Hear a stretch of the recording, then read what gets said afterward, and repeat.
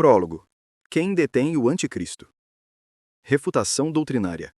A verdadeira identidade de quem detém o Anticristo. Há uma interpretação antiga, repetida ao longo das gerações, que afirma que a Igreja ou o Arcanjo Miguel seriam aqueles que detêm a manifestação do Anticristo. Entretanto, o apóstolo Paulo não afirmou isso. Em sua segunda carta aos Tessalonicenses, ele não citou o Arcanjo Miguel, nem mencionou a Igreja como detentora da manifestação do mal. Paulo apenas declarou, aquele que o detém. Ele não disse aqueles, sem identificar diretamente quem é esse agente de contenção. Com o passar do tempo, surgiram interpretações e tradições que buscaram preencher esse silêncio apostólico. Alguns associaram essa função à Igreja, outros a Miguel, o príncipe das hostes celestiais. Mas é necessário examinar o texto com discernimento espiritual, porque a Escritura se interpreta pela própria Escritura. E nenhuma doutrina deve ser edificada sobre suposições humanas.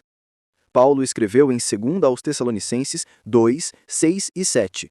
E agora vós sabeis o que o detém, para que a seu próprio tempo seja manifestado. Porque já o mistério da iniquidade opera, somente há um que agora o detém, até que do meio seja tirado. O apóstolo não explicou quem é o que detém. Apenas afirmou que o mistério da iniquidade já estava em operação, mas ainda limitado por uma força que o impedia de agir plenamente. Essa força, à luz de toda a revelação bíblica, não pode ser humana, nem angelical. Ela só pode ser divina. E tudo nas Escrituras aponta para o Espírito Santo de Deus, que desde o Pentecostes habita no mundo, convencendo o homem do pecado, da justiça e do juízo, e mantendo o mal sob limites estabelecidos pelo Pai. Somente Deus tem poder para deter as trevas. E o Espírito Santo é Deus. Ele é quem convence o mundo do pecado, da justiça e do juízo. É ele quem sustenta o equilíbrio entre o caos e a graça. Sem ele, a humanidade mergulharia na escuridão total. A Igreja é o corpo de Cristo, sim, mas ela não é fonte de poder. Ela é beneficiária do poder. A autoridade da Igreja não vem dela mesma, vem de Cristo. Sem Jesus, nada podemos fazer. A Igreja tem autoridade no nome de Jesus, e é somente por esse nome que o mal retrocede. Atribuir à Igreja o poder de deter o Anticristo é um erro espiritual grave, porque isso seria atribuir à criatura um poder que pertence exclusivamente ao Criador. E todo ensino que exalta o homem acima da soberania de Deus é raiz de heresia e de confusão espiritual. Da mesma forma, atribuir esse poder ao arcanjo Miguel é outro equívoco. Alguns confundem o texto de Daniel, capítulo 12, versículo 1, onde Miguel se levanta em defesa de Israel, com a passagem que fala sobre o Anticristo, mas são contextos distintos. Miguel é um anjo poderoso, um príncipe das hostes celestiais, mas ele atua em defesa do povo de Israel, não como aquele que detém as trevas universais. Em Judas, versículo 9, está escrito: Mas o arcanjo Miguel, quando contendia com o diabo, disputando a respeito do corpo de Moisés, não ousou pronunciar juízo de maldição contra ele, mas disse: O Senhor te repreenda. O próprio Miguel reconhece o limite do seu poder. Ele não age por autoridade própria, mas em nome do Senhor. Nenhum anjo possui poder independente para deter o mal. Pensar assim é se aproximar daquilo que as Escrituras condenam, o culto aos anjos. Paulo advertiu sobre isso em suas cartas, pois tal prática leva à apostasia e à heresia. Toda a glória pertence a Deus, e somente a Ele. Aquele que detém o Anticristo é o Espírito Santo, porque é Ele quem habita no mundo como presença viva de Deus. Antes da cruz, o Espírito atuava entre os homens, mas não habitava neles permanentemente. O templo ainda não estava purificado. Mas quando Jesus entregou o seu Espírito e o véu do templo se rasgou de alto a baixo, a separação entre Deus e o homem foi desfeita. O sangue do Cordeiro abriu o caminho para a habitação do Espírito Santo. Como está escrito: Não sabeis vós que sois o templo do Espírito Santo que habita em vós? 1 Coríntios 6, 19. Desde o Pentecostes, o Espírito Santo habita na Igreja e age no mundo. Ele é a luz que impede que a escuridão reine plenamente. Mas chegará o tempo em que, assim como desceu sobre a Igreja, ele será retirado. Não porque deixará de estar presente, pois é Deus onipresente, mas porque retirará sua influência sobre a terra e sua presença em plenitude, permitindo que o mistério da iniquidade se manifeste em sua plenitude. É então que surgirá o Anticristo, possesso do principado maligno que já atua no mundo, mas que ainda está contido. O espírito do Anticristo já opera, mas a sua plena eficácia será revelada somente quando o Espírito Santo se retirar do caminho. Miguel continuará guardando Israel. A Igreja continuará sendo do Senhor. Mas o poder de conter as trevas nunca foi humano nem angelical. Ele sempre foi e sempre será divino. É o Espírito Santo quem o faz, o mesmo Espírito que esteve na criação, que encheu os profetas, que ressuscitou Jesus dentre os mortos e que habita hoje em todo aquele que crê. A missão gloriosa do Espírito Santo. A missão do Espírito Santo hoje entre nós é grandiosa. Ele é o grande Deus presente na igreja. Ele é quem nos capacita a pregar o Evangelho, quem ilumina o nosso entendimento, quem nos faz lembrar das palavras do Mestre. Jesus disse: "Mas o Consolador, o Espírito Santo, que o Pai enviará em meu nome, vos ensinará todas as coisas e vos fará lembrar de tudo quanto vos tenho dito." É o Espírito Santo que intercede por nós com gemidos inexprimíveis. Enquanto Jesus intercedeu por nós diante do Pai, o Espírito Santo intercede dentro de nós, traduzindo em oração aquilo que nem sabemos expressar. Mas quantas vezes resistimos a Ele? Quantas vezes o entristecemos com nossas atitudes, com nosso orgulho, com nossos pecados? A palavra adverte: "Não entristeçais o Espírito Santo de Deus, no qual fostes selados para o dia da redenção." Efésios 3:30. E ainda quem pregue que o Espírito Santo seja apenas uma força, uma energia que emana do trono de Deus. Mas isso é um erro grave, uma heresia, uma blasfêmia contra a terceira pessoa da Trindade. Porque uma força não se entristece, uma força não intercede, uma força não fala, não ensina, não consola. O Espírito Santo é pessoa. Ele sente, ele fala, ele age, ele se move, ele ama. Ele é o Espírito do Deus vivo, a presença de Cristo em nós. Jesus advertiu: "Todo pecado e blasfêmia se perdoará aos homens, mas a blasfêmia contra o Espírito Santo não será perdoada, nem neste século, nem no futuro." Por isso, tome cuidado com o que se fala a respeito do Espírito Santo. Ele é a essência da pureza de Deus entre nós. Ele é quem nos convence, nos transforma e nos prepara para o grande dia. Ele inspirou os profetas, guiou os apóstolos e foi quem revelou ao homem a própria palavra de Deus. Toda honra, toda glória e todo louvor também pertencem a Ele, ao Espírito Santo, Deus presente, Deus atuante, Deus eterno. Ele nos guarda, nos consola e nos santifica. E é Ele quem nos levará ao encontro do Senhor nas nuvens dos céus. Porque o mesmo Espírito testifica com o nosso espírito que somos filhos de Deus. Romanos 8:16. O Espírito Santo é quem detém o Anticristo. Ele é quem sustenta a igreja. Ele é quem habita em nós. E um dia, quando for tirado do meio, a luz se apagará para o mundo, mas nunca se apagará dentro dos redimidos. Porque Ele é Deus e está conosco para sempre. O temor e a santidade diante do Espírito Santo. O relacionamento com o Espírito Santo é algo profundamente sério. Na igreja primitiva, quando o fogo da santidade ainda ardia visivelmente, houve um episódio que serviu de alerta para todos os tempos. Um casal, Ananias e Safira, apresentou-se diante dos apóstolos, dizendo ter entregue à obra de Deus o valor integral da venda de um terreno. Mas haviam combinado entre si reter uma parte e mentir sobre o restante. Eles não mentiram a homens, mentiram ao Espírito Santo. O apóstolo Pedro, guiado pelo Espírito, discerniu o engano e disse: "Não mentiste aos homens, mas a Deus." Atos dos Apóstolos 5:4. E diante daquela palavra, Ananias caiu morto. Pouco depois, sua esposa também mentiu, e o mesmo aconteceu. E está escrito: "Sobreveio grande temor a toda a igreja e a todos quantos ouviram estas coisas." Atos 5:11. A lição é eterna. Lidar com o Espírito Santo exige temor. Lidar com a palavra de Deus exige pureza e reverência. Quantos nos dias atuais têm mentido ao Espírito Santo? Quantos usam a palavra para benefício próprio, para fama, poder ou dinheiro? Quantos torcem o que é santo para justificar o que é carnal? Quão terrível será o destino daqueles que usam o nome de Deus para enriquecer ou enganar o povo? Jesus advertiu sobre isso quando disse: "Muitos me dirão naquele dia: Senhor, Senhor, não profetizamos nós em teu nome? E em teu nome não expulsamos demônios? E em teu nome não fizemos muitas maravilhas?" E então lhes direi abertamente: "Nunca vos conheci. Apartai-vos de mim, vós que praticais a iniquidade." Mateus 7:22 e 23. Que haja novamente na igreja o temor que havia na igreja primitiva, quando Ananias e Safira caíram mortos. Deus é santo. O Espírito Santo é santo. E quem lida com o que é santo deve fazê-lo com o coração limpo e temor reverente.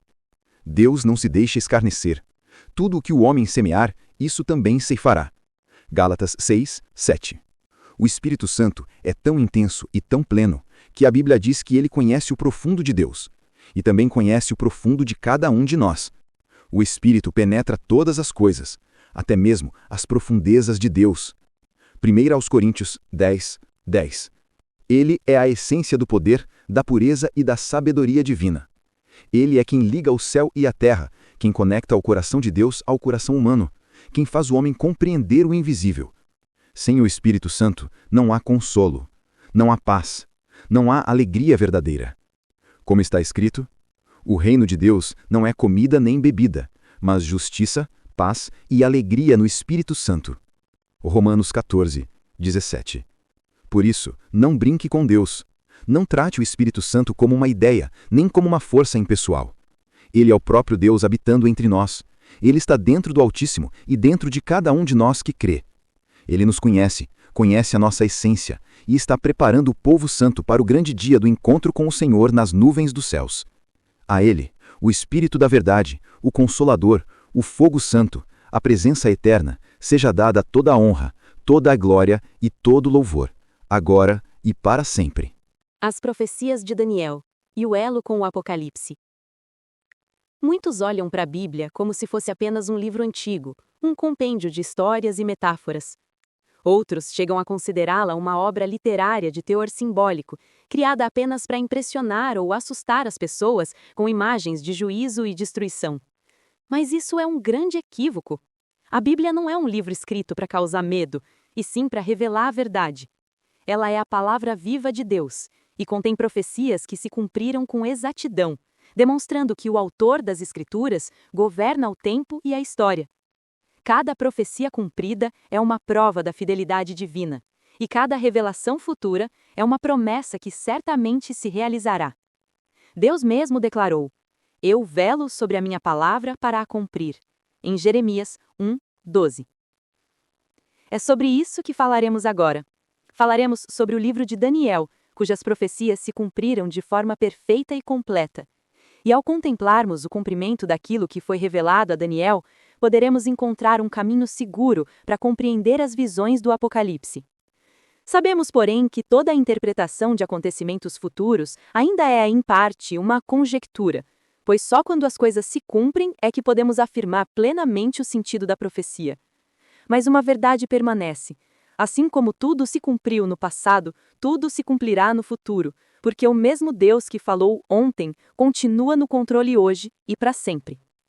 Desde tempos antigos, o Senhor revelou aos seus servos aquilo que estava determinado a acontecer. O profeta Daniel, levado cativo à Babilônia, recebeu visões que atravessariam os séculos. Ele viu impérios se levantarem e caírem, reis sendo substituídos e anjos descendo com mensagens que mudariam o rumo da história. As visões que Daniel recebeu não eram metáforas vagas ou lendas simbólicas. Eram anúncios precisos de acontecimentos reais, confirmados um a um com o passar do tempo. O que para muitos parecia impossível, um reino dominar o outro, uma nação subjugar impérios inteiros, foi exatamente o que Deus mostrou com antecedência. Daniel viu o Império Babilônico representado pela cabeça de ouro da grande estátua. Depois veio a prata dos medos e persas, o bronze dos gregos e o ferro de Roma. Cada parte da estátua era um capítulo da história humana sendo revelado pelo Espírito Santo. E assim, quando a história confirmou essas visões, ficou evidente que a Bíblia não é apenas um livro antigo, mas o registro vivo da verdade de Deus. O livro de Daniel também menciona o arcanjo Miguel, o príncipe que se levanta em favor do povo de Deus. Miguel não é Cristo, mas um dos príncipes celestiais que servem sob o comando do próprio Senhor. Em Judas 1, 9, está escrito que, ao contender com o diabo acerca do corpo de Moisés, Miguel não ousou proferir juízo de maldição, mas disse: "O Senhor te repreenda." Mas de onde vem essa história sobre o corpo de Moisés? Judas está se referindo a uma antiga tradição preservada entre os judeus, mencionada em escritos como a Assunção de Moisés, um texto conhecido entre os rabinos da época e que ecoa o relato de Deuteronômio 34:6, onde está escrito que Deus mesmo sepultou Moisés, e ninguém soube o lugar de sua sepultura até hoje. Essa passagem sugere que houve um mistério espiritual em torno do corpo do profeta, algo que pertencia exclusivamente a Deus. E segundo essa tradição, Satanás teria reivindicado o corpo de Moisés como se fosse dele, por causa do pecado que o impediu de entrar em Canaã. Mas o arcanjo Miguel foi enviado para defender o propósito de Deus, mostrando que a vida e a morte dos servos do Senhor pertencem somente a ele. Judas, portanto, não inventa uma nova doutrina. Ele apenas traz à luz um episódio que os antigos já conheciam: a batalha espiritual travada por Miguel contra o inimigo, em defesa daquilo que é propriedade do Deus Altíssimo. Eu creio que o local do túmulo de Moisés ficou oculto para não virar um local de idolatria. Isso também nos mostra algo profundo. Miguel nunca age em seu próprio nome. Mesmo diante de Satanás, ele não pronuncia juízo por conta própria, apenas declara: "O Senhor te repreenda". Toda a autoridade pertence somente a Deus. Miguel é um grande anjo que cumpre a ordem divina. A função de Miguel, revelada em Daniel e confirmada por Judas, é proteger o povo de Deus e combater as forças espirituais que se opõem aos propósitos do Altíssimo. Ele é o guardião do povo eleito, o defensor do plano divino na terra. E quando Daniel teve a visão do tempo do fim, Miguel estava lá, atuando em defesa de Israel, como sempre, o mesmo cenário que mais tarde seria revelado a João, no livro do Apocalipse. O Apocalipse, portanto, não é uma obra isolada, é a continuação natural de Daniel. O que Daniel viu de modo selado, João viu sendo aberto. O que era promessa, em João se torna cumprimento. Os mesmos anjos que falaram com Daniel são os que aparecem em Apocalipse, e o mesmo Deus que revelou os impérios ao profeta revela agora o desfecho da história à igreja. Assim, quando alguém lê o Apocalipse com fé, percebe que não se trata de um livro para causar medo, mas de um livro de revelações, justiça e esperança. O medo pertence aos que praticam o mal, mas aos que buscam a verdade, o Apocalipse é luz. Deus ainda fala com quem o busca com sinceridade. E assim como Daniel orou, jejuou e esperou a resposta, nós também devemos estar atentos, porque o mesmo Deus que revelou o passado e o futuro é o Deus que hoje fala ao teu coração. O enigma do 666, citado em Apocalipse 13, que também foi citado 2 vezes no Velho Testamento. A Bíblia Sagrada é a verdade. Não é apenas um livro de histórias antigas, nem uma coleção de crenças humanas. Ela é a palavra viva do Deus eterno, preservada através dos séculos e confirmada pelo cumprimento exato de cada profecia. Tudo o que está escrito nela vai se cumprir, porque Deus vela sobre a sua palavra para a fazer cumprir. E é por isso que eu creio que o que está no livro do Apocalipse, capítulo 13, também vai acontecer. Está escrito assim: aqui há sabedoria. Aquele que tem entendimento, calcule o número da besta, porque é número de homem, e o seu número é 666. Essa passagem está em Apocalipse, capítulo 13, versículo 18. Durante muito tempo, muitos tentaram descobrir o que ela queria dizer. Alguns pensaram que o número 666 era apenas um código secreto, um enigma para ser resolvido por meio de letras e números. Antigos estudiosos chegaram a dizer que esse número se referia ao nome do imperador romano Nero. Mas há um detalhe que precisa ser compreendido. O apóstolo João escreveu o livro do Apocalipse cerca de 30 anos depois da morte de Nero. Portanto, não faria sentido ele estar falando de um homem que já tinha morrido. O Espírito Santo não inspirou João para falar de um nome do passado, mas para revelar uma realidade futura. O texto não está descrevendo uma pessoa específica daquele tempo, mas a natureza de um sistema, que no fim dos tempos será governado por um homem com poder e influência sobre toda a Terra. Um homem que oferecerá ao mundo uma solução econômica global, prometendo paz e prosperidade, mas sem Deus. Um homem que não reconhecerá o único Deus verdadeiro. E é por isso que a Bíblia o chama de número de homem.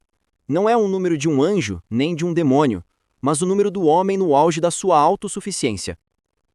O versículo começa com uma expressão que poucos percebem. Aqui há sabedoria. E essa é a chave de toda a revelação. Quando a Bíblia fala de sabedoria, ela nos faz lembrar de um nome: Salomão. Salomão foi o homem mais sábio, mais próspero e mais poderoso do seu tempo. E foi exatamente na sua história que o número 666 apareceu pela primeira vez. Está escrito no primeiro livro dos Reis, capítulo 10, versículo 14.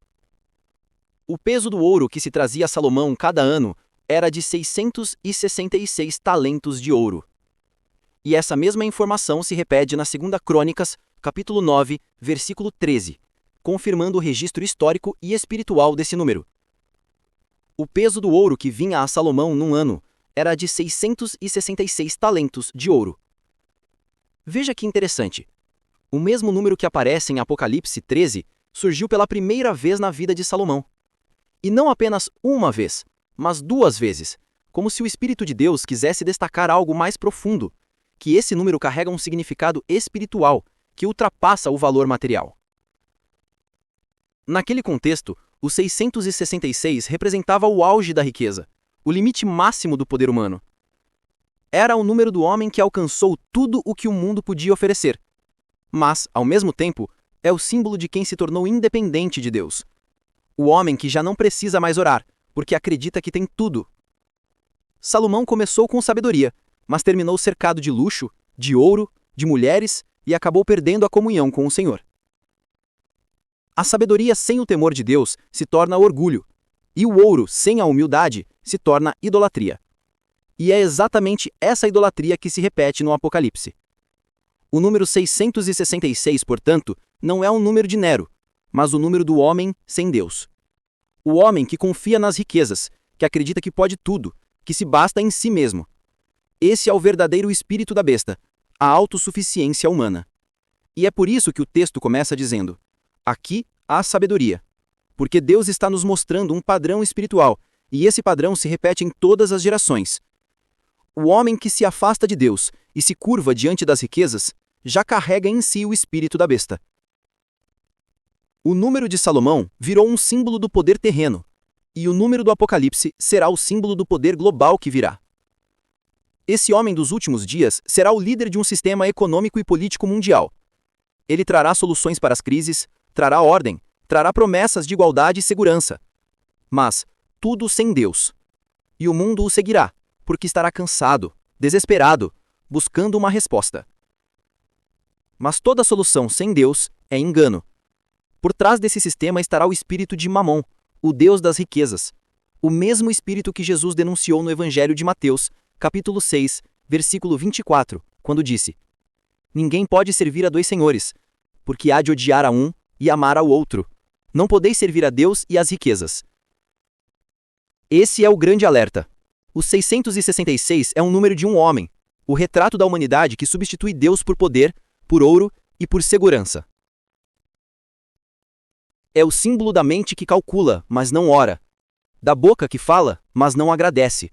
Do homem que constrói impérios, mas perde a alma. Por isso, o Apocalipse não é um livro de medo. É um livro de revelação. Deus está nos mostrando o fim desde o princípio, para que saibamos discernir os tempos e preparar o coração. Ele não nos revelou isso para nos assustar, mas para nos despertar. O mais importante não é decifrar o número, mas discernir o espírito por trás dele. Porque o 666 é o símbolo do coração que se separou de Deus, o número de um homem que alcançou tudo o que podia, mas perdeu o essencial, a presença do Criador. O selo de Deus, por outro lado, é o Espírito Santo. Ele é a marca dos que pertencem ao Senhor. Como está escrito na carta aos Efésios capítulo 1, versículo 13, tendo nele crido, fostes selados com o Espírito Santo da promessa. Esses são os que pertencem a Deus e não se dobrarão diante do sistema. Os seus nomes estão escritos no livro da vida, desde antes da fundação do mundo, como está escrito em Apocalipse capítulo 13, versículo 8. Portanto, essa obra não é uma profecia pessoal, não é uma nova doutrina. É apenas a leitura fiel da palavra de Deus, interpretando as Escrituras pelas próprias Escrituras. Não busco o que é popular, mas o que é verdadeiro. E a verdade é que a palavra de Deus vai se cumprir, exatamente como está escrita. Mesmo que as interpretações humanas errem, a palavra jamais falhará. O conhecimento profético deve nos conduzir ao arrependimento e à santidade, e não ao orgulho. Porque o maior desafio dos últimos dias não será decifrar o número da besta, mas resistir ao espírito da besta, o espírito da independência, da ganância e da falsa sabedoria. A salvação é pela graça, mediante a fé em Jesus Cristo. Nenhum ouro terreno pode comprá-la. Ela foi conquistada pelo sangue do Cordeiro e oferecida gratuitamente a todos os que creem. Por isso, confie em Deus mesmo que não tenha nada. Sirva a Deus com o que puder, Porque no fim, a recompensa é a mesma para todos os que foram chamados para a vinheira, a vida eterna com Cristo, o Senhor. A Ele toda honra, toda glória e todo domínio para sempre. Como está escrito na carta aos Hebreus, capítulo 10, versículo 23. Um alerta final quero fazer. Quem não condena, apoia. Quem não é contra, é a favor. Quem apoia sistema que comete crimes, junto com ele será julgado. A escolha é feita no coração. Amém. Salomão, o homem mais rico e mais só. Salomão foi o homem mais sábio de toda a história antiga. Pediu sabedoria a Deus, e Deus lhe deu mais do que ele pediu. Deu-lhe também riquezas, paz e honra. Está escrito no primeiro livro dos Reis, capítulo 3, versículo 12, que o Senhor disse: Eis que faço segundo as tuas palavras. Dou-te coração sábio e entendido, de maneira que antes de ti não houve teu igual, e depois de ti não se levantará outro como tu. Mas no auge de sua glória, o mesmo Salomão começou a se afastar de Deus. O ouro fluía em Jerusalém como a areia do mar. Diz a palavra, no primeiro livro dos Reis, capítulo 10, versículo 14, que o peso do ouro que se trazia a Salomão cada ano era de 666 talentos de ouro. E é aí que o número 666 aparece pela primeira vez na história. Esse número não surgiu num contexto maligno, mas num contexto de grandeza humana. E é justamente por isso que ele se torna um sinal de alerta. Quando o homem alcança o auge do sucesso terreno, quando tudo lhe obedece, quando a sabedoria se transforma em orgulho e a prosperidade se transforma em distância de Deus, é nesse ponto que ele passa a caminhar para a queda. Salomão tinha tudo, mas no final da vida percebeu que o tudo sem Deus é o mesmo que o nada. Ele mesmo declarou no livro de Eclesiastes, capítulo 1, versículo 2, Vaidade de vaidades, diz o pregador, vaidade de vaidades, todo é vaidade. Aquele que teve sabedoria, riqueza e poder, concluiu que nada fazia sentido longe do Criador. Por isso, quando o Apocalipse diz que o número da besta é o número de um homem, está mostrando a face mais perigosa da natureza humana, a autossuficiência. O 666 não é apenas um símbolo do mal, mas um espelho da alma humana quando ela se vê capaz de viver sem Deus. Salomão amou muitas mulheres, segundo o primeiro livro dos Reis, capítulo 11, versículo 1.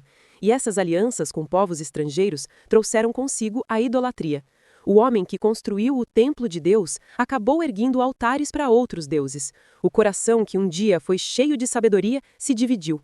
E assim ele descobriu a solidão de quem tem tudo, mas perdeu a presença do Eterno. Esse é o espelho do mundo de hoje. Homens e mulheres correm atrás de ouro, de fama, de reconhecimento, de poder. E muitos, como Salomão, acordam tarde demais para perceber que a sabedoria sem Deus é insensatez, que a riqueza sem propósito é peso e que o sucesso sem vida eterna é fracasso. Salomão, o homem mais rico do mundo, terminou só. E o Apocalipse, ao mencionar o mesmo número, nos mostra que a história se repetirá. A humanidade atingirá o auge do seu progresso material, mas estará vazia por dentro. Chegará o dia em que o homem acreditará que pode criar vida, dominar o clima, controlar a economia, decifrar o universo e dirá em seu coração: não preciso de Deus. E nesse dia, ele será como Salomão no fim de sua vida, rico, mas pobre, poderoso, mas vazio, sabedor, mas sem luz. A verdadeira sabedoria não está em acumular, mas em compreender o valor do que Deus nos dá. A verdadeira riqueza não está em ter, mas em ser. Ser fiel, ser grato, ser dependente do Senhor. Porque tudo o que o homem constrói sem Deus se desfaz, mas tudo o que ele edifica em Deus permanece para sempre. Que essa história sirva como espelho para cada um de nós. Que nunca nos orgulhemos daquilo que Deus nos permitiu ter. Que nunca nos esqueçamos de quem nos deu tudo. E que o ouro do nosso coração nunca se torne um ídolo, mas um sacrifício de amor ao Criador. Amém. O valor de um homem. O livro do Apocalipse, capítulo 13, versículo 18 diz: Aqui a sabedoria. Aquele que tem entendimento, calcule o número da besta, porque é número de homem, e o seu número é 666. Quando João escreveu isso, ele estava preso na ilha de Patmos, um homem velho, solitário, exilado por causa da fé em Jesus Cristo. Ali, longe da civilização, o Espírito de Deus abriu diante dele o futuro. E João viu o que nenhum outro homem havia visto. Viu um sistema mundial, uma força que controlaria povos, línguas e nações. Viu a imagem da besta. E ouviu a voz que dizia que todos, pequenos e grandes, ricos e pobres, livres e escravos, teriam que receber uma marca na mão direita ou na testa, para poder comprar ou vender. E então ele ouviu: aqui há sabedoria. Por que sabedoria? Porque o que João estava vendo não era apenas uma cena física, mas um mistério espiritual. Era um enigma, um segredo escondido na própria história da humanidade. Um sinal que identifica até onde o homem pode chegar quando se torna independente de Deus. E a Bíblia chama esse número de número de homem. Não o número de um anjo, nem de um espírito maligno, mas de um homem. Um homem que seria, ao mesmo tempo, símbolo e agente de um sistema global. O número 666 é, portanto, o símbolo do valor que o homem atribui a si mesmo quando coloca o ouro, o poder e a sabedoria humana acima da dependência de Deus. Durante séculos, muitos tentaram decifrar o significado desse número. Alguns afirmaram que o 666 correspondia a letras do alfabeto hebraico e, somando-as, chegavam ao nome de Nero César. Mas Nero já havia morrido cerca de 30 anos antes de João escrever o Apocalipse. Então, por que ele citaria um nome do passado? O Apocalipse é o livro da revelação do que há de vir, não do que já passou. O número 666 não se refere a um homem que existiu, mas a um homem que representará o auge da autossuficiência humana. A Bíblia o chama de a besta, mas ele será um homem, um líder com carisma, influência e poder. Um homem que dominará a economia mundial e apresentará soluções racionais e tecnológicas para os problemas da humanidade. Ele falará de paz, falará de progresso, e o mundo o aplaudirá. Mas no fundo ele representará a rejeição completa de Deus. Ele trará um sistema que substituirá a fé pela segurança, e a confiança em Deus pela confiança nas riquezas. E é por isso que o texto chama de número de homem, porque é o retrato do homem que confia em si mesmo. É o número do homem que não precisa de Deus. É o símbolo da autossuficiência. Assim como Salomão, que alcançou o auge do poder e da riqueza, esse homem dos últimos dias acreditará que pode controlar tudo, mas ele não entenderá que o verdadeiro poder não está em ter, e sim em servir. Não está em dominar, mas em amar.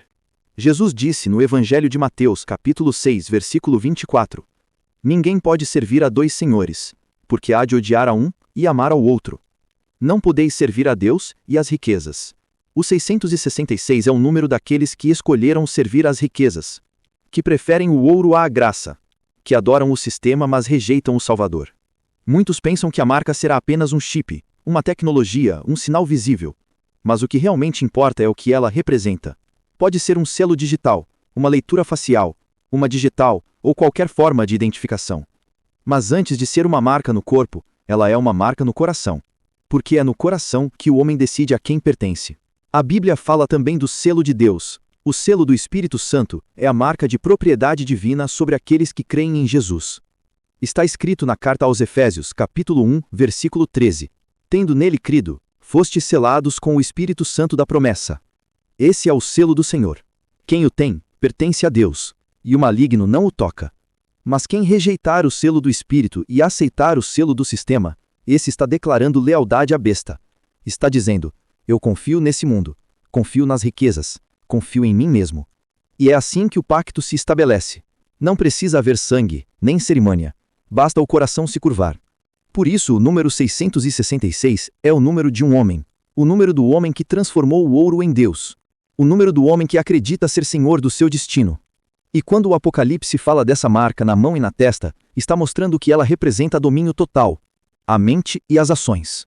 A testa simboliza o pensar. A mão simboliza o agir. Ou seja, a marca é aceitar o controle do sistema no que pensamos e no que fazemos. É viver conforme o mundo dita, e não conforme a palavra de Deus ensina. Mas os que têm o selo do Espírito não se dobrarão, mesmo em meio à pressão, permanecerão fiéis. Porque seus nomes estão escritos no livro da vida desde a fundação do mundo, como diz o Apocalipse capítulo 13, versículo 8. É por isso que o chamado hoje é para a reflexão. Qual é o valor de um homem? É o ouro que ele tem? Ou o coração que ele entrega? É o número que carrega? Ou o nome que está escrito no livro da vida? A resposta está em quem adorar. O homem pode ter todo o ouro de Salomão, toda a sabedoria dos reis, toda a tecnologia dos tempos modernos, mas se não tiver o selo de Deus, nada tem. Porque o verdadeiro valor não está no que o homem conquista, mas em quem o conquistou. E aquele que nos conquistou foi Jesus Cristo, o Filho de Deus, que nos comprou com o seu sangue. A salvação não está à venda. A redenção não se negocia. O perdão não se compra com moedas de ouro. Tudo foi pago na cruz. Por isso, o maior valor de um homem não é o que acumula na terra, mas o que guarda no céu.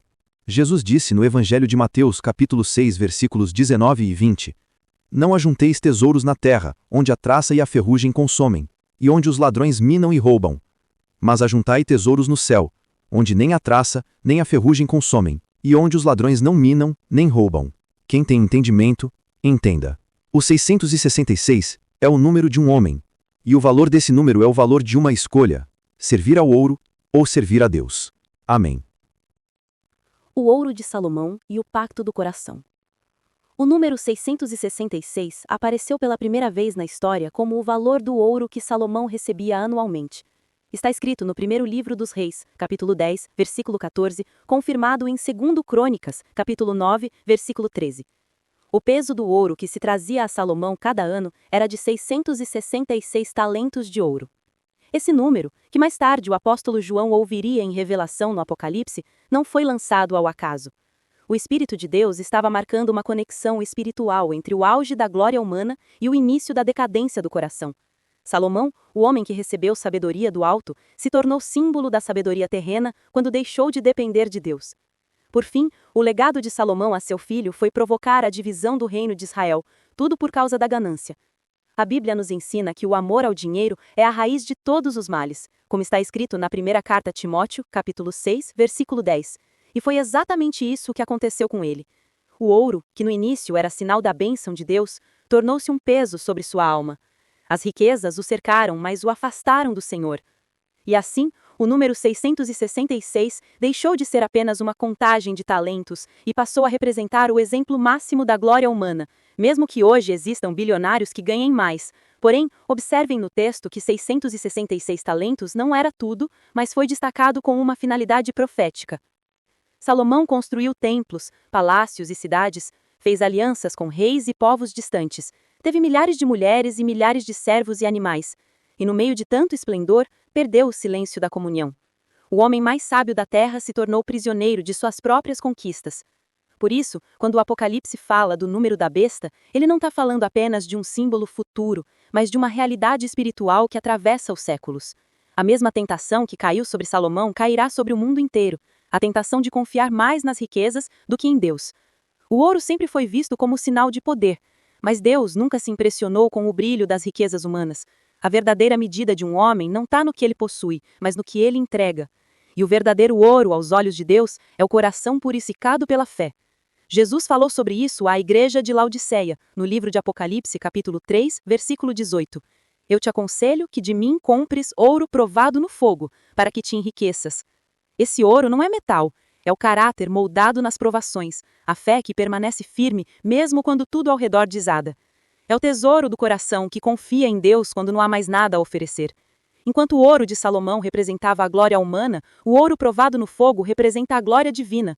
O primeiro brilha por fora, o segundo ilumina por dentro. O primeiro se acumula, o segundo se reparte. O primeiro termina em vaidade, o segundo conduz à vida eterna. E aqui está o enigma. O 666, o número do ouro de Salomão, tornou-se o número do homem que confia em si mesmo. O homem que se sente completo, que se considera autossuficiente, que já não precisa de Deus. Esse é o espírito que dominará o mundo nos últimos dias. O sistema da besta é, na essência, o sistema da autossuficiência. É o sistema que transforma o dinheiro em Deus, a tecnologia em Salvador e o poder em fé. É o sistema que promete prosperidade e segurança, mas entrega a escravidão. E a marca da besta é o selo da lealdade a esse sistema. Por isso, o verdadeiro pacto não está na superfície da pele, mas nas profundezas do coração. Quem ama o mundo e as coisas que nele há, já firmou seu pacto com ele. Está escrito na primeira carta de João, capítulo 2, versículo 15. Não ameis o mundo, nem o que no mundo há. Se alguém ama o mundo, o amor do Pai não está nele. A marca na testa e na mão simboliza o controle da mente e das ações. Mas a marca de Deus, o selo do Espírito Santo, está no coração. O Espírito Santo não impõe, ele convida. Ele não força, ele convence. Ele não domina pela ameaça, mas transforma pelo amor. Enquanto o selo de Deus é recebido pela fé, a marca do mundo é aceita por conveniência. É a escolha de quem diz, prefiro o conforto à verdade, prefiro o sistema à cruz. Mas o cristão verdadeiro não se vende. Ele foi comprado por um preço muito mais alto. o sangue de Jesus Cristo, como está escrito na primeira carta aos Coríntios, capítulo 6, versículo 20. O pacto do coração é o que define a quem pertencemos. Quem se curva ao ouro e às riquezas já está marcado, mesmo sem perceber. Mas quem se curva diante da cruz, esse tem o nome escrito no livro da vida. O ouro que o mundo oferece compra conforto e admiração, mas não compra paz. O ouro que Deus oferece purifica, e sua chama consome o orgulho e revela a fé. Salomão entendeu isso tarde demais, quando disse no final de sua vida no livro de Eclesiastes, capítulo 12, versículo 13. Teme a Deus e guarda os seus mandamentos, porque isto é o dever de todo o homem. O verdadeiro pacto é esse: temer a Deus, guardar a sua palavra, confiar na sua vontade e rejeitar o sistema que quer substituir o Criador por criaturas. O ouro de Salomão foi o ponto máximo da glória humana na antiguidade, mas o ouro provado no fogo é o início da glória eterna. O homem dos últimos dias voltará a repetir os erros do passado. Ele buscará poder, sabedoria e domínio. Criará tecnologias que o farão se sentir invencível. A Bíblia fala que até fogo fará cair do céu.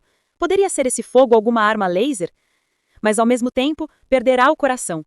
Será o homem que tudo controla, mas nada sente e nada teme. O homem que tudo possui, mas não possui a si mesmo, pois o que vale ao homem ganhar o mundo inteiro e perder a sua alma. E é esse o homem que o Apocalipse chama de a besta, a expressão máxima do ser humano sem Deus.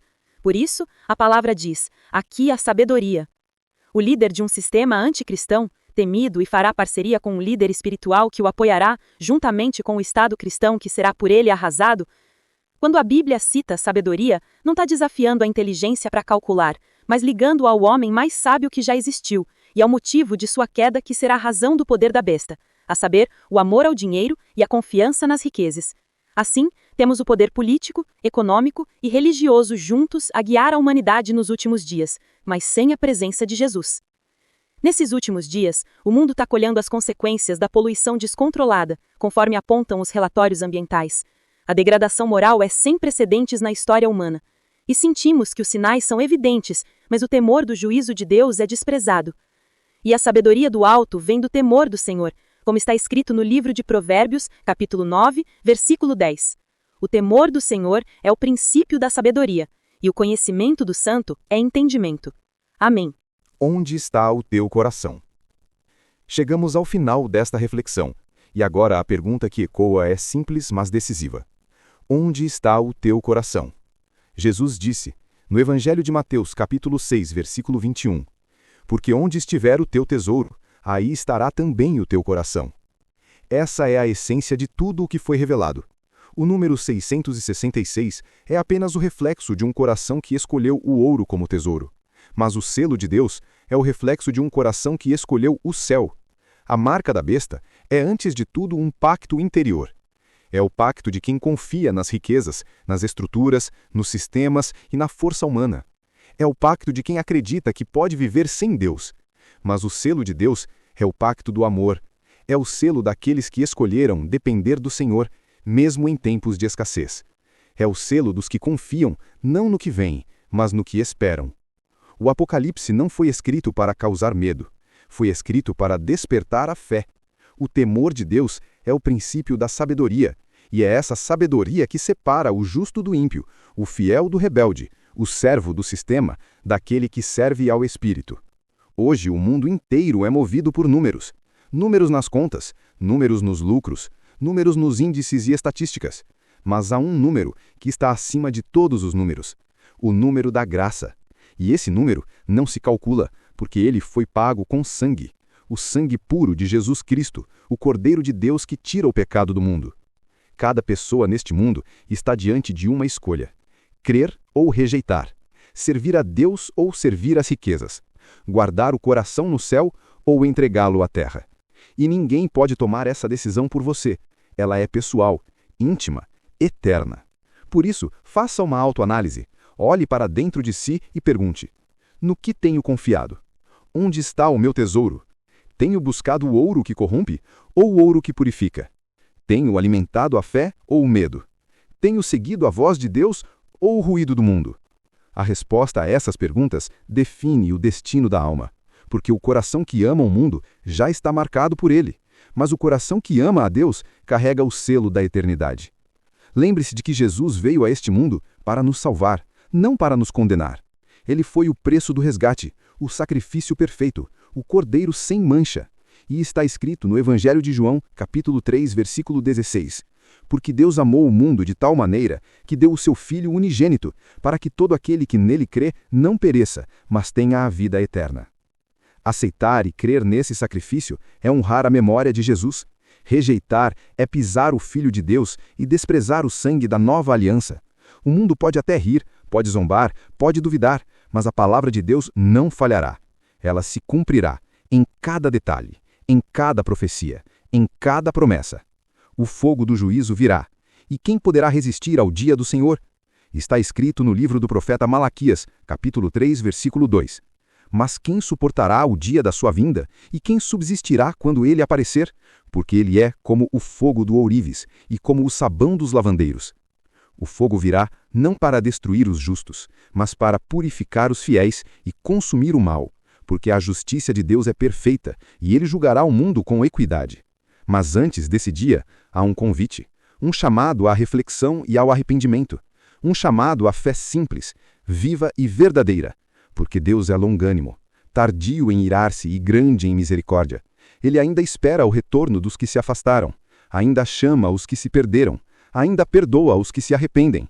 Então, se você está ouvindo essa mensagem, saiba que não é por acaso. Deus ainda está chamando.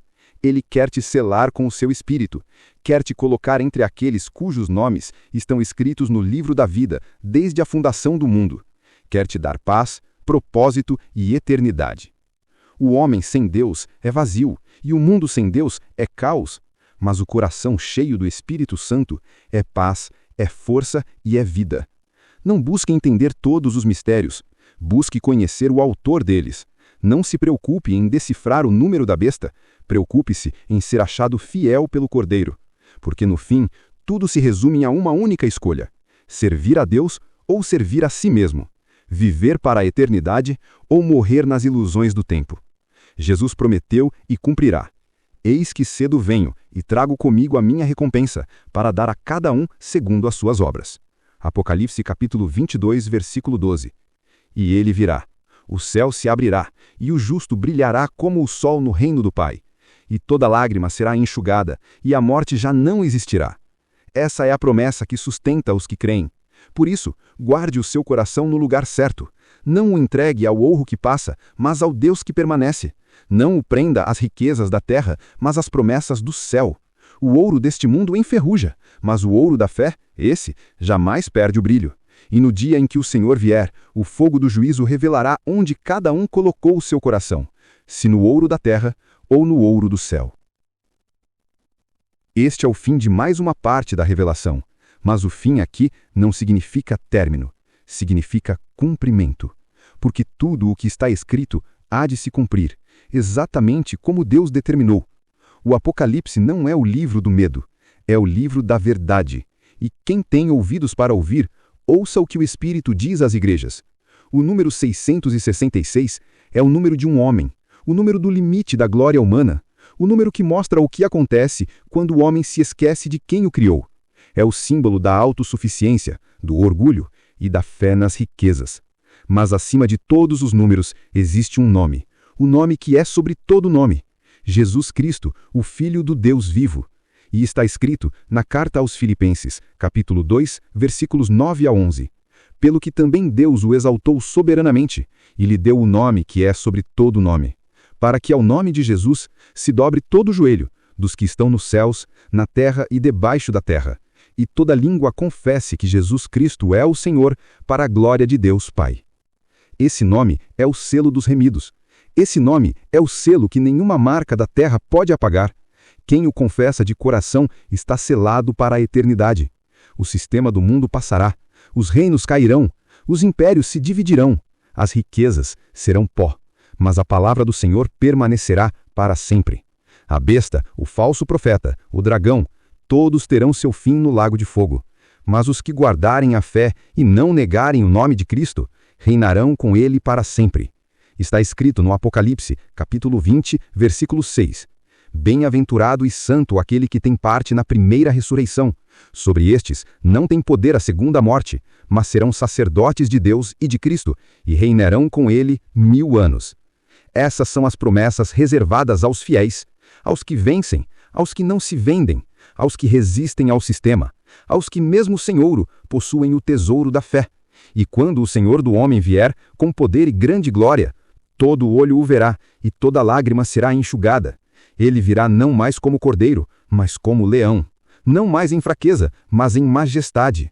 Não mais para ser julgado, mas para julgar.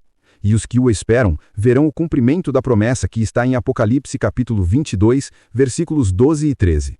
Eis que cedo venho, e trago comigo a minha recompensa, para dar a cada um segundo as suas obras. Eu sou o Alfa e o Ômega, o princípio e o fim, o primeiro e o derradeiro. O número 666 é o número de um homem, mas o nome que salva é o nome de Deus, e sobre esse nome não há poder que prevaleça. Guarde esta verdade no coração. A marca do sistema é temporária, mas o selo do Espírito é eterno. A besta reina por um tempo, mas o Cordeiro reina para sempre. E no fim de todas as coisas, só permanecerá o amor, porque Deus é amor, e quem permanece em Deus, permanece no amor e na vida eterna. Aqui termina a terceira parte de Apocalipse, uma simples interpretação. Mas a revelação continua, porque o Espírito ainda fala, ainda chama, ainda desperta. E a voz que ecoa no coração dos fiéis é a mesma desde o princípio. Sede fiel até a morte, e te darei a coroa da vida. Apocalipse capítulo 2, versículo 10. Chegamos ao fim de mais uma parte dessa jornada espiritual. Se esta mensagem tocou o seu coração, se algo do que foi dito te fez refletir, te despertou ou te aproximou mais de Deus, então cumpri o propósito com o qual este conteúdo foi criado. A palavra de Deus é viva e ela sempre encontra o seu caminho. A todos que ouviram até aqui, meu sincero agradecimento. E peço, se puder, inscreva-se no canal @Guardião da Profecia e compartilhe este conteúdo com outras pessoas. Pois assim como na parábola da vinha, a recompensa é a mesma para todos nós, tanto para quem começou cedo como para quem chegou no último momento. A recompensa é a vida eterna com Cristo. Cada vez que você compartilha, cada vez que você fala de Jesus, você também se torna um guardião da profecia, como todos nós devemos ser. Na parte 4, que em breve lançaremos, vamos aprofundar ainda mais este e outros assuntos do Apocalipse, buscando entender não só os sinais, mas também o propósito divino por trás deles. Que o Espírito Santo continue guiando seu coração, fortalecendo sua fé e abrindo seus olhos para discernir os tempos. Até lá, que a graça e a paz do Senhor Jesus estejam contigo, e que você nunca se esqueça. Deus é fiel, e tudo o que está escrito se cumprirá. Guardião da profecia. Como todos devem